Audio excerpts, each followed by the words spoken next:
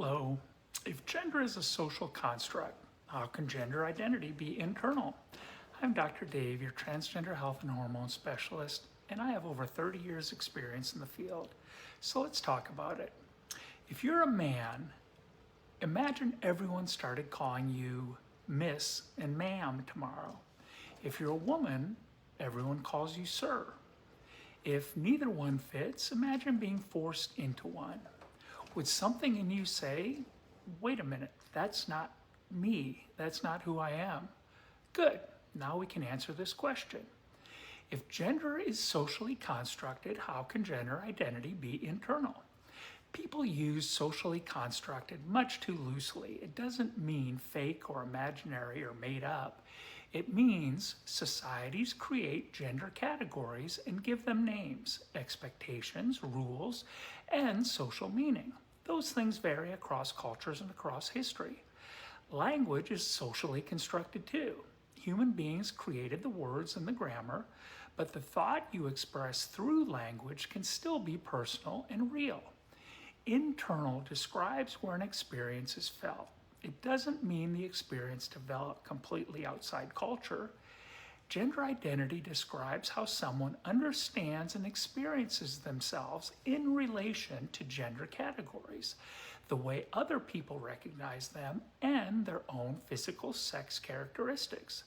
The map is cultural. The experience of fitting or not fitting that map is very, very personal. Biology, development, the body, and culture may all contribute. We don't know the exact mixture, and I'm not going to pretend we do. And dresses, trucks, makeup, football, power tools are not gender identity. Those are stereotypes and forms of gender expression. A masculine woman can still know she's a woman, and a very feminine man can still know he's a man. Identity isn't the costume. Now, internal sense of gender is in perfect shorthand. It can sound mystical, as if there's some glowing object inside you announcing your gender. That isn't what I mean. And I can't put someone into an MRI scanner and read their gender. No one can.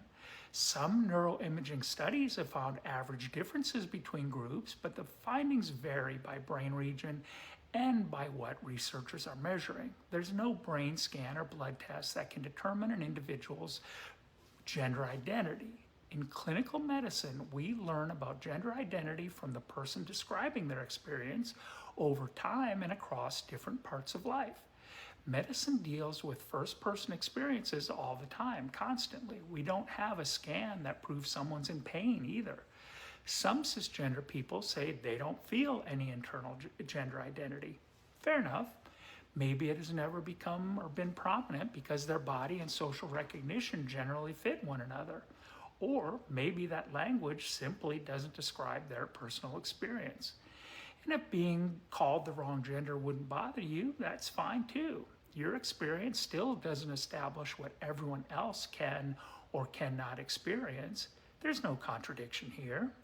Society supplies the categories and the language. People experience the comfort, discomfort, recognition, or mismatch in relation to them.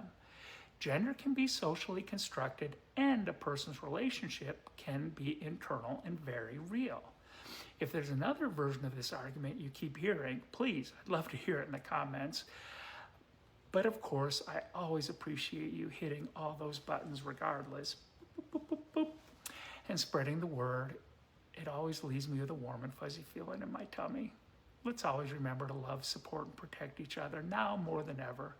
And if you made it to the end, maybe you already know, but I'd appreciate you leaving me a kitty emoji or maybe a picture of your own cat, or just write meow meow in the comments for me so I know you made it. And I'm going to give you meow meow.